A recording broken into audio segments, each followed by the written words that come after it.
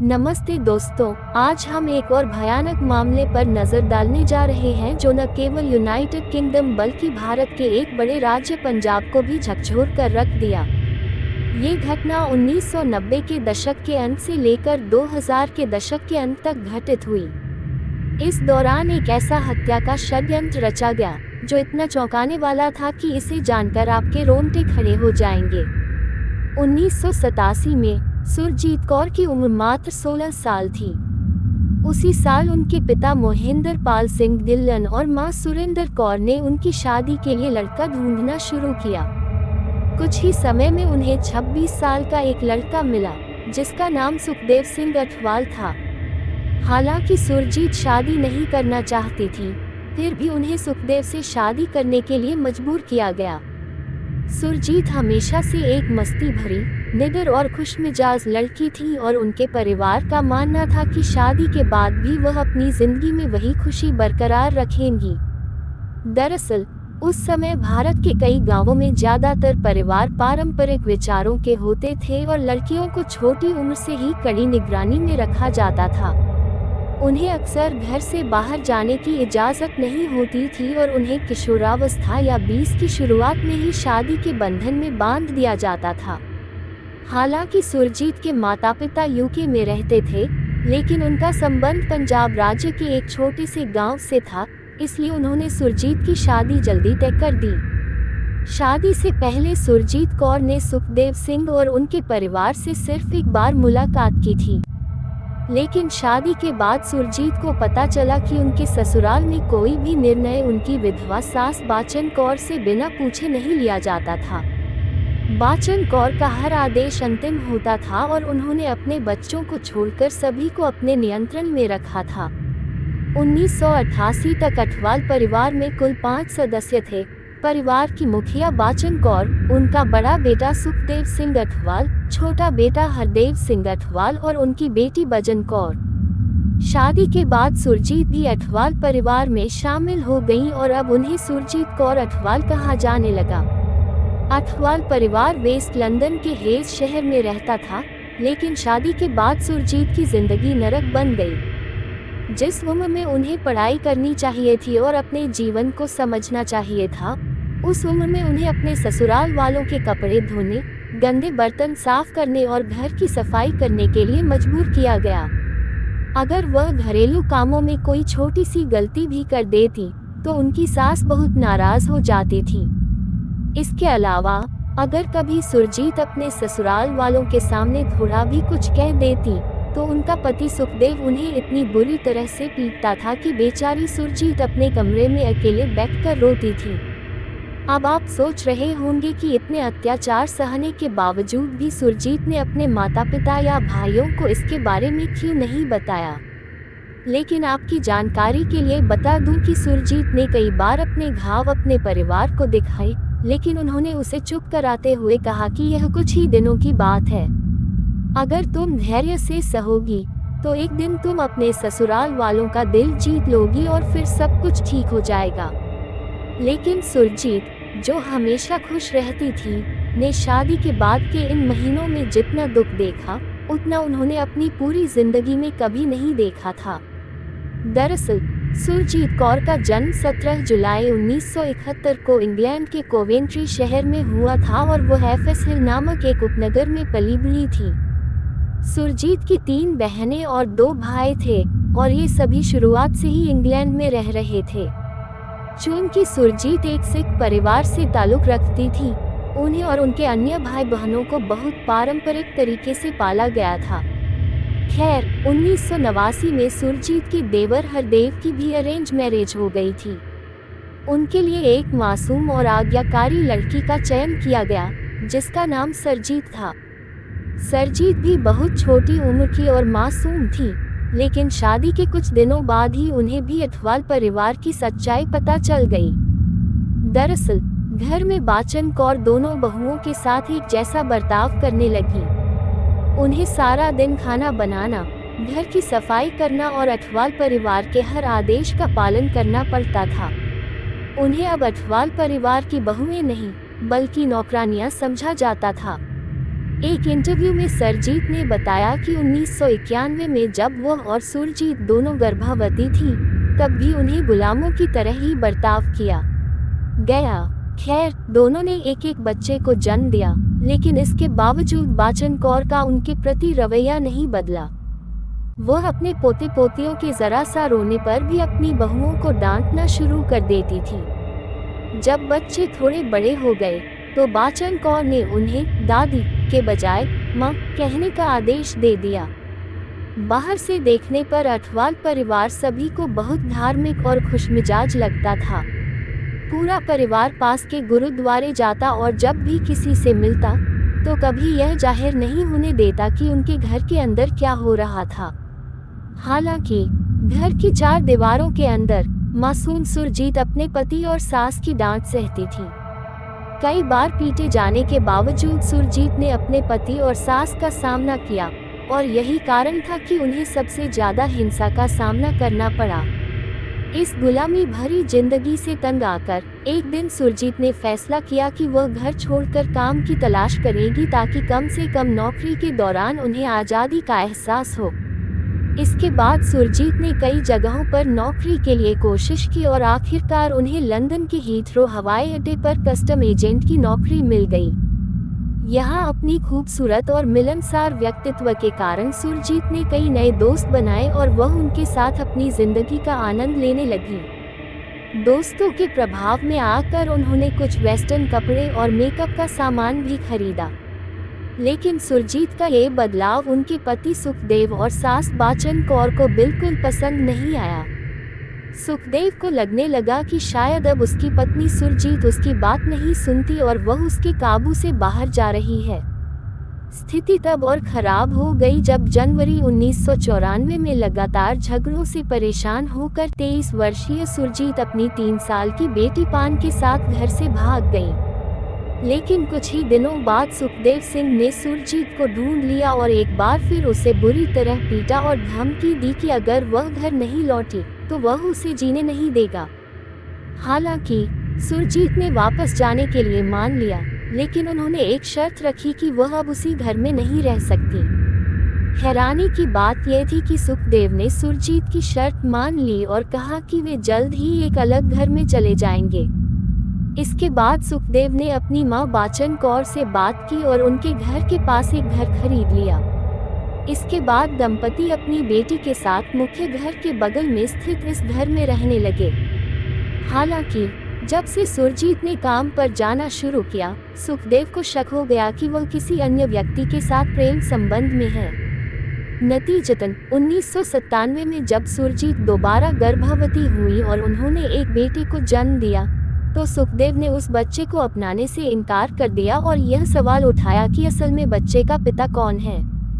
सुखदेव के ये शब्द सुरजीत को बहुत गहरे से आहत करते थे, लेकिन अब ये केवल सुखदेव ही नहीं था, पूरा अठवाल परिवार ही सुरजीत को शक की निगाहों से देख रहा था। तमाम कोशिशों के बावजूद सुरजीत अपने पति सुखदेव को गलत साबित करने में नाकाम रही। इस घर में अब सुरजीत का जीवन दम घोंटने वाला बन गया था। लंबे समय तक ससुराल वालों की कठोरता और हिंसा सहने के बाद अब सुरजीत को ऐसे लोगों की जरूरत थी जो उनसे प्यार करते हों।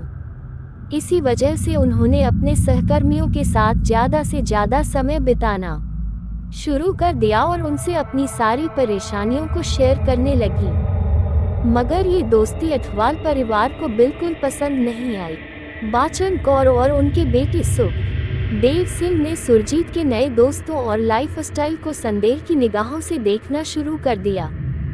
बाचन कौर को लगता था कि सुरजीत अब पारंपरिक मूल्यों से दूर हो रही है और अठवाल परिवार की प्रतिष्ठा को खराब कर रही है। सुखदेव सिंह का मानना था कि उसकी पत्नी सुरजीत अब अपने दायरे से बाहर जा रही है और उसके लिए खतरा बनती जा रही है। सुरजीत की स्वतंत्रता और आत्मनिर्भरता अब अठवाल परिवार के पुरुष प्रधान रवैये को चुनौती देने लगी थी। 1998 तक अठवाल परिवार का धैर्य जवाब देने लगा। इस दौरान बाचन कौर ने अपने बेटे सुखदेव के साथ मिलकर एक भयावह योजना बनाई। उन्होंने फैसला किया कि अब सुरजीत का अस्तित्व अठवाल परिवार के लिए खतरनाक है और उसे खत्म करना ही एकमात्र रास्ता है। उन्होंने सुरजीत की हत्या करने का षड्यंत्र रचा।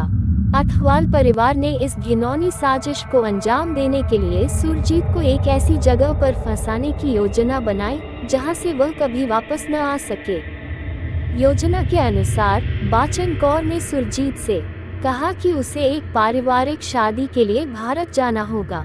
सुरजीत को भारत में उसकी सास के साथ एक धार्मिक यात्रा पर जाने के लिए तैयार किया गया, लेकिन असल में ये यात्रा सुरजीत की मौत का कारण बनने वाली थी। दिसंबर 1998 में सुरजीत को भारत बुलाया गया। उसे इस बात का बिल्कुल अंदाजा नहीं था कि उसके ससुराल वालों ने उसकी हत्या की योजना बना ली है।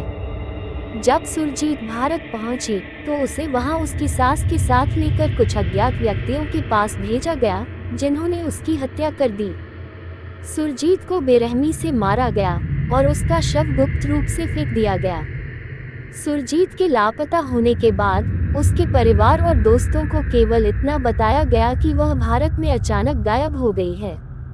सुरजीत के गायब होने की रिपोर्ट जब इंग्लैंड में दर्ज की गई तो पुलिस ने इस मामले की तहकीकात शुरू की, लेकिन शुरुआत में सुरजीत की गुमशुदगी को लेकर कोई ठोस सुराग नहीं मिला। अठवाल परिवार ने बड़ी चालाकी से अपने अपराध को छुपा लिया था और सुरजीत के परिवार वालों को भी अठवाल परिवार की भूमिका पर कोई शक नहीं हुआ। हालांकि धीरे धीरे सुरजीत के दोस्तों और रिश्तेदारों को शक होने लगा। सुरजीत के परिवार ने कई बार अठवाल परिवार से पूछताछ की, लेकिन वे हमेशा झूठी कहानियां बनाते रहे। अंततः 2004 में सुरजीत की सहकर्मी और दोस्त ने पुलिस को बताया कि अठवाल परिवार सुरजीत के गायब होने के पीछे हो सकता है। पुलिस ने इस सूचना को गंभीरता से लिया और जांच तेज कर दी। 2005 में सुरजीत की हत्या के मामले में बड़ा मोड़ तब आया जब सुखदेव सिंह अठवाल की बहन ने अपने भाई और मां के खिलाफ गवाही दी। उसने बताया कि उसकी मां बाचन कौर और भाई सुखदेव सिंह ने मिलकर सुरजीत को मारने की साजिश रची थी। ये खुलासा चौंकाने वाला था और इसके बाद पुलिस ने सुखदेव सिंह और उसकी मां को गिरफ्तार कर लिया। पुलिस की गहन जांच और अदालत में पेश किए गए सबूतों के आधार पर 2007 में सुखदेव सिंह और बाचन कौर को सुरजीत की हत्या का दोषी पाया गया। दोनों को उम्र कैद की सजा सुनाई गई। इस फैसले ने पूरे ब्रिटेन और भारत में हलचल मचा दी और इसे एक ऑनर किलिंग सम्मान की हत्या के रूप में देखा गया।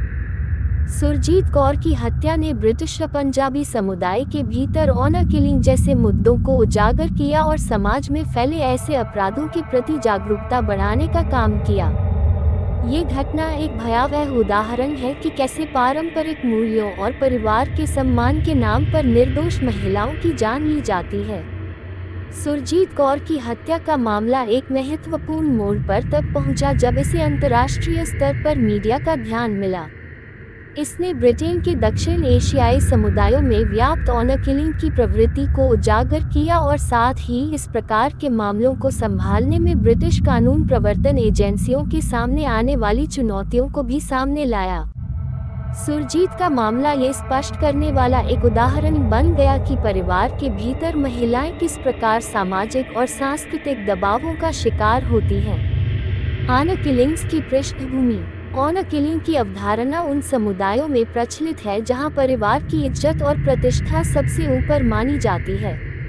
इसमें अक्सर महिलाओं को पारंपरिक सामाजिक मानदंडों का पालन न करने पर सजा दी जाती है, खासकर जब वह परिवार की मर्जी के खिलाफ अपनी स्वतंत्रता चुनती हैं। ये सजा उनकी हत्या के रूप में भी हो सकती है। ऑनर किलिंग मुख्य रूप से दक्षिण एशियाई, मध्य पूर्वी और कुछ अन्य रूढ़िवादी समाजों में अधिक प्रचलित है, जहां सामाजिक सम्मान को अत्यधिक महत्व दिया जाता है। ब्रिटेन जैसे पश्चिमी देशों में रहने वाले अप्रवासी समुदायों के बीच ऑनर किलिंग के मामले विशेष चिंता का विषय बने, क्योंकि यहाँ परंपरागत मूल्यों और आधुनिक जीवन शैली के बीच टकराव बहुत ज्यादा होता है। ब्रिटिश पुलिस और न्याय प्रणाली ने समय के साथ इन मुद्दों पर ध्यान दिया और कई ऐसी घटनाओं को सुलझाने में सफलता प्राप्त की, जिनमें अक्सर महिलाएं ही पीड़ित होती थीं। सुरजीत की हत्या के कानूनी परिणाम। सुरजीत की हत्या के बाद इस मामले ने कई सामाजिक और कानूनी प्रश्न खड़े किए। सबसे पहला सवाल ये था कि क्या ब्रिटिश कानून और सामाजिक ढांचे में इस प्रकार की घटनाओं को रोकने के लिए पर्याप्त व्यवस्था थी। इस हत्या के बाद ब्रिटिश सरकार ने ऑनर किलिंग से संबंधित मामलों पर कड़ा रुख अपनाया। पुलिस और सामाजिक संगठनों के बीच समन्वय को बेहतर बनाने की कोशिश की गई ताकि ऐसी घटनाओं को जल्दी से जल्दी पहचाना और रोका जा सके। सुरजीत की हत्या के बाद कई अन्य महिलाओं ने भी आगे आकर अपने परिवारों के खिलाफ आवाज उठाई। महिलाओं के अधिकारों के लिए काम करने वाले संगठनों ने ऑनर किलिंग के प्रति जागरूकता बढ़ाने और इन अपराधों से जुड़ी महिलाओं को कानूनी सहायता प्रदान करने का काम किया। ब्रिटेन में पुलिस और सरकारी एजेंसियों ने इस मामले से सबक लेते हुए ऐसी घटनाओं की तहकीकात में तेजी लाने और कड़ी कार्रवाई करने की नीति अपनाई। सामाजिक प्रभाव और जागरूकता। सुरजीत की हत्या के बाद ब्रिटेन और अन्य देशों में रहने वाले दक्षिण एशियाई समुदायों में व्यापक रूप से बहस छिड़ गई। ऑनर किलिंग जैसे मामलों के पीछे की मानसिकता को बदलने के लिए समुदायों में जागरूकता अभियान शुरू किए गए। कई संगठनों ने महिलाओं के अधिकारों की सुरक्षा के लिए विशेष कार्यक्रम चलाए और यह संदेश दिया कि किसी भी महिला की स्वतंत्रता पर परिवार या समाज की इज्जत का बोझ नहीं डाला जाना चाहिए। इस घटना ने ये भी दिखाया कि कैसे प्रवासी परिवार अपनी सांस्कृतिक परंपराओं को बनाए रखने के प्रयास में अपनी ही संतानों के साथ अमानवीय व्यवहार कर सकते हैं। यह विवाद इस बात का प्रतीक बन गया कि कैसे परिवारों को चाहिए कि वे अपनी संतानों की इच्छाओं और अधिकारों का सम्मान करें, खासकर जब बात उनकी व्यक्तिगत स्वतंत्रता और जीवन के निर्णयों की हो। आगे का रास्ता। सुरजीत कौर अठवाल की हत्या के बाद कई नए कानून और नीतियां लागू की गईं, जिनमें पुलिस को इस प्रकार की गुमशुदगी और हत्या के मामलों में जल्दी और प्रभावी तरीके से काम करने की हिदायत दी गई। इसके अलावा ऐसी घटनाओं के पीड़ितों को समर्थन देने वाले संगठनों की संख्या में भी वृद्धि हुई, जिससे महिलाओं को उनकी सुरक्षा और अधिकारों के लिए आवाज उठाने का हौसला मिला। सुरजीत की त्रासदी ने एक गहरे और जटिल सामाजिक मुद्दे को उजागर किया। ये घटना केवल एक महिला की हत्या नहीं थी, बल्कि एक सांस्कृतिक संघर्ष का प्रतीक बन गई। इसने ये संदेश दिया कि चाहे किसी भी संस्कृति से जुड़े हों, किसी भी महिला के जीवन और उसकी स्वतंत्रता को परिवार की मानमर्यादा के नाम पर छीनने का कोई अधिकार नहीं है। सुरजीत की मौत बेकार नहीं गई। इसने उन आवाजों को बुलंद किया जो पहले खामोश थीं, और यह साबित किया कि समाज कितना भी पुरातन क्यों न हो, उसमें बदलाव संभव है जब लोग अन्याय के खिलाफ खड़े होते हैं। सुरजीत कौर अठवाल की हत्या ने न केवल ब्रिटेन में बल्कि विश्वभर में एक महत्वपूर्ण सामाजिक बदलाव को प्रेरित किया। यह मामला ऑनर किलिंग जैसे गंभीर अपराधों पर ध्यान केंद्रित करने का एक प्रमुख बिंदु बना, जिससे महिलाओं के अधिकारों और सम्मान की रक्षा के लिए नए प्रयास शुरू हुए। ऑनर किलिंग के खिलाफ कानूनी और नीतिगत सुधार। इस घटना के बाद ब्रिटेन सहित कई देशों में कानून व्यवस्था में व्यापक सुधार किए गए। कानून प्रवर्तन एजेंसियों को विशेष रूप से ऑनर किलिंग से जुड़े मामलों में प्रशिक्षित किया गया, जिससे वे इस प्रकार की घटनाओं को प्रारंभिक स्तर पर ही पहचान सकें और हस्तक्षेप कर सकें। सुरजीत की हत्या ने ये स्पष्ट किया कि पुलिस को गुमशुदा लोगों की रिपोर्ट को अधिक गंभीरता से लेना चाहिए, खासकर जब मामला पारिवारिक दबाव या सांस्कृतिक तनाव से जुड़ा हो। इसके अलावा अदालतों में ऑनर किलिंग के मामलों पर सख्त फैसले आने लगे। अभियोजकों ने इन अपराधों को केवल पारिवारिक विवाद के रूप में देखने की बजाय इसे एक सुनियोजित और हिंसक अपराध के रूप में देखा, जिससे दोषियों को कड़ी सजा मिली। सुरजीत के मामले में उनके ससुराल पक्ष के लोगों को दोषी ठहराया गया और लंबी सजा सुनाई गई, जिसने ये संदेश दिया कि इस प्रकार के अपराध किसी भी रूप में बर्दाश्त नहीं किए जाएंगे। महिला अधिकार और सुरक्षा में बढ़ोतरी। सुरजीत की हत्या के बाद महिलाओं के अधिकारों के प्रति समाज में जागरूकता और सशक्तिकरण में वृद्धि देखी गई। विभिन्न महिला संगठनों और सामाजिक कार्यकर्ताओं ने ऐसे मामलों में सहायता के लिए हॉटलाइन, शरण स्थल और कानूनी सलाह सेवाएं शुरू की। इसके साथ ही स्कूलों और समुदायों में भी महिलाओं के प्रति सम्मान और बराबरी के संदेश को प्रोत्साहित किया गया। एक और महत्वपूर्ण कदम ये था कि सरकारों ने ऑनर किलिंग और घरेलू हिंसा के खिलाफ व्यापक प्रचार अभियान चलाए, जिनका उद्देश्य था महिलाओं को अपनी सुरक्षा के बारे में जागरूक करना और उन्हें कानूनी सहायता प्राप्त करने के लिए प्रोत्साहित करना। साथ ही प्रवासी समुदायों के भीतर भी यह स्पष्ट किया गया कि उनकी सांस्कृतिक धारणाएं किसी के अधिकारों का उल्लंघन नहीं कर सकती। सामाजिक मानसिकता में बदलाव। सुरजीत अठवाल की हत्या के बाद विशेष रूप से ब्रिटेन में दक्षिण एशियाई और अन्य प्रवासी समुदायों के भीतर सामाजिक दृष्टिकोण बदलने लगे। ये घटना सांस्कृतिक धारणाओं और परंपराओं पर एक गंभीर आत्मविश्लेषण का कारण बनी। परंपरागत पारिवारिक ढांचे में बंधे लोग ये समझने लगे कि परिवार की इज्जत के नाम पर हिंसा को सहन या उचित नहीं ठहराया जा सकता। ऑनर किलिंग के खिलाफ हुई अंतर्राष्ट्रीय बहस और मीडिया कवरेज ने दक्षिण एशियाई समुदायों के भीतर महत्वपूर्ण परिवर्तन लाए। इस घटना ने युवा पीढ़ी को अपने अधिकारों के लिए खड़ा होने और पारंपरिक सामाजिक दबावों का विरोध करने की प्रेरणा दी। इसके साथ ही कई धार्मिक और सामाजिक नेताओं ने भी इस बात पर जोर दिया कि किसी की हत्या या हिंसा का कोई भी धार्मिक या सांस्कृतिक आधार नहीं हो सकता। अंतर्राष्ट्रीय स्तर पर प्रभाव। सुरजीत की हत्या ने वैश्विक स्तर पर भी ध्यान आकर्षित किया, जिससे विभिन्न देशों में महिलाओं के खिलाफ इस प्रकार की हिंसा के मामलों पर गंभीर रूप से विचार किया गया।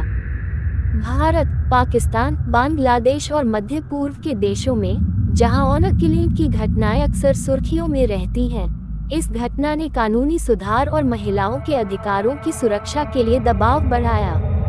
अंतर्राष्ट्रीय संगठनों जैसे संयुक्त राष्ट्र और अन्य मानवाधिकार संगठनों ने भी ऑनर किलिंग के खिलाफ जागरूकता बढ़ाने और इसे रोकने के लिए विभिन्न पहल की। सुरजीत अठवाल की मौत एक प्रतीक बन गई, जो ये बताती है कि महिलाओं को दुनिया भर में सम्मान और गरिमा के साथ जीने का अधिकार है, चाहे वे किसी भी सांस्कृतिक या धार्मिक पृष्ठभूमि से संबंधित हों। सांस्कृतिक बातचीत और संवाद। इस घटना के बाद ब्रिटेन और अन्य देशों में रहने वाले दक्षिण एशियाई प्रवासी समुदायों में सांस्कृतिक संवाद बढ़ा। सामाजिक कार्यकर्ताओं और समुदाय के नेताओं ने एक स्वस्थ और सामूहिक बातचीत शुरू की, ताकि सांस्कृतिक परंपराओं और आधुनिक समाज के मूल्यों के बीच संतुलन बनाया जा सके। विशेष रूप से यह समझ विकसित हुई कि महिलाओं की व्यक्तिगत स्वतंत्रता और उनकी इच्छाओं का सम्मान करना आवश्यक है, भले ही वह परिवार की पारंपरिक धारणाओं के खिलाफ हो। निष्कर्ष। सुरजीत कौर अठवाल की हत्या ने न केवल एक निर्दोष जीवन की दुखद समाप्ति को चिन्हित किया, बल्कि यह घटना महिलाओं के अधिकारों और उनके सम्मान के लिए एक व्यापक आंदोलन का हिस्सा भी बन गई। सुरजीत की त्रासदी ने ये दिखाया कि पारिवारिक सम्मान और सांस्कृतिक परंपराएं किसी भी व्यक्ति के जीवन से बढ़कर नहीं हो सकती। इसके साथ ही ये घटना उन सभी के लिए एक प्रेरणा बनी जो पारिवारिक दबावों और सामाजिक अन्याय के खिलाफ लड़ रहे हैं। सुरजीत की याद में आज भी उन लोगों के संघर्ष और साहस की कहानी जीवित है जो अपने अधिकारों के लिए खड़े होते हैं।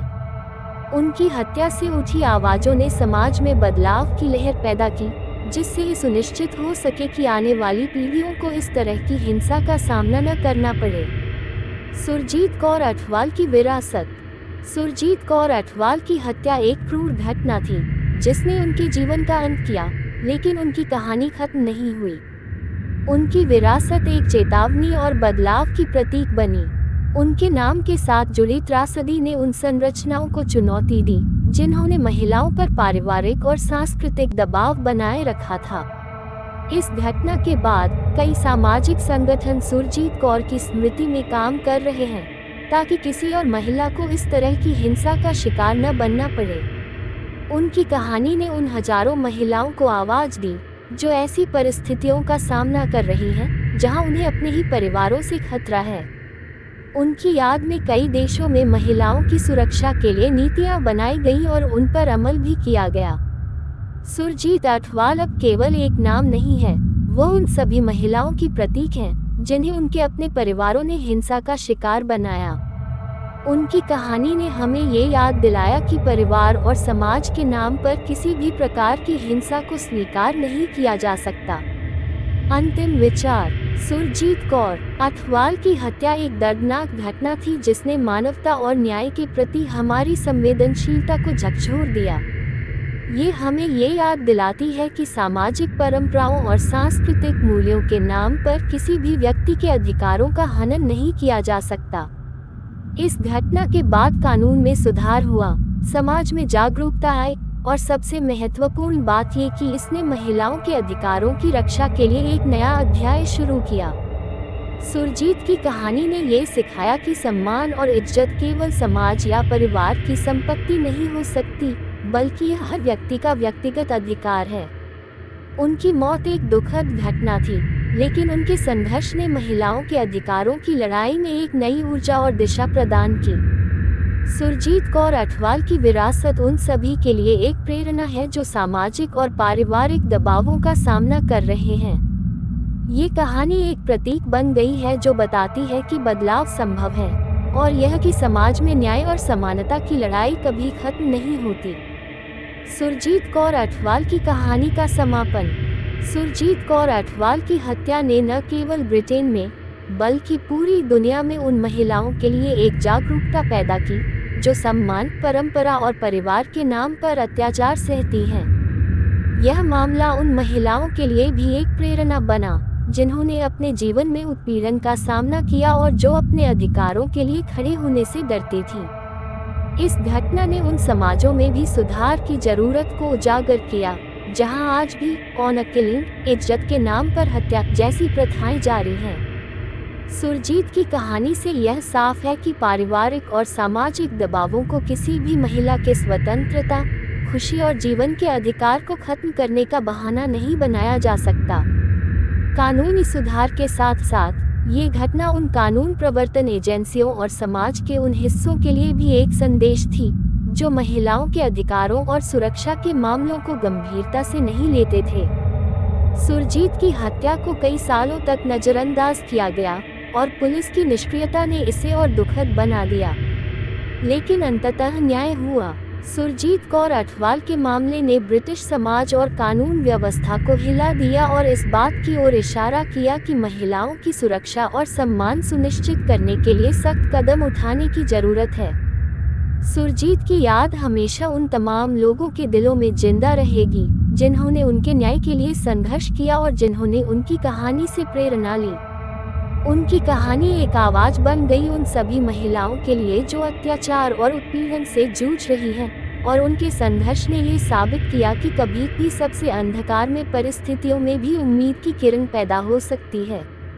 सुरजीत कौर अठवाल की दुखद मौत ने एक ऐसे समाज के निर्माण में योगदान दिया जहां महिलाएं न केवल सुरक्षित रहें बल्कि उन्हें उनके अधिकारों के लिए खड़ा होने का साहस भी मिले। समापन। इस कहानी से यह शिक्षा मिलती है कि सम्मान और इज्जत किसी इंसान की जिंदगी से बढ़कर नहीं है। हर व्यक्ति को अपनी जिंदगी जीने का अधिकार है और कोई भी सामाजिक या पारिवारिक दबाव इसे छीन नहीं सकता। सुरजीत कौर अठवाल की हत्या भले ही एक अत्यंत दुखद घटना थी, लेकिन उनके संघर्ष ने महिलाओं के अधिकारों की लड़ाई को एक नई दिशा दी और समाज को ये सोचने पर मजबूर कर दिया कि महिलाओं की सुरक्षा और स्वतंत्रता को और अधिक प्राथमिकता दी जानी चाहिए। हम सभी को सुरजीत की याद में ये संकल्प लेना चाहिए कि किसी भी महिला को किसी भी प्रकार की हिंसा या उत्पीड़न का सामना न करना पड़े। उनकी कहानी एक ऐसी ज्वाला है जो उन सभी के दिलों में जलती रहेगी जो न्याय, समानता और मानव अधिकारों के लिए खड़े होते हैं। आपकी राय। अगर आपको ये कहानी प्रेरणादायक लगी हो तो कृपया इसे और लोगों के साथ साझा करें ताकि सुरजीत कौर अठवाल जैसी महिलाओं की आवाज़ हर कोने में गूंजे। आपकी छोटी सी मदद इस प्रकार की कहानियों को फैलाने में बड़ा योगदान कर सकती है और इससे उन महिलाओं को शक्ति मिल सकती है जो अपने जीवन में इस प्रकार की चुनौतियों का सामना कर रही हैं। इस वीडियो को लाइक और शेयर करना न भूलें और अगर आपने हमारे चैनल को सब्सक्राइब नहीं किया है तो अभी करें ताकि आप ऐसी ही और सच्ची कहानियों को सुनने से न चूकें। आपका सहयोग हमारे लिए बहुत महत्वपूर्ण है। धन्यवाद। अब इस कहानी के माध्यम से हमने देखा कि कैसे सुरजीत कौर अठवाल की दुखद घटना ने एक बड़े सामाजिक बदलाव को जन्म दिया। हमें उम्मीद है कि इस प्रकार की कहानियों से दुनिया में और भी लोग जागरूक होंगे और महिलाओं के अधिकारों के लिए एक मजबूत आवाज बनकर खड़े होंगे।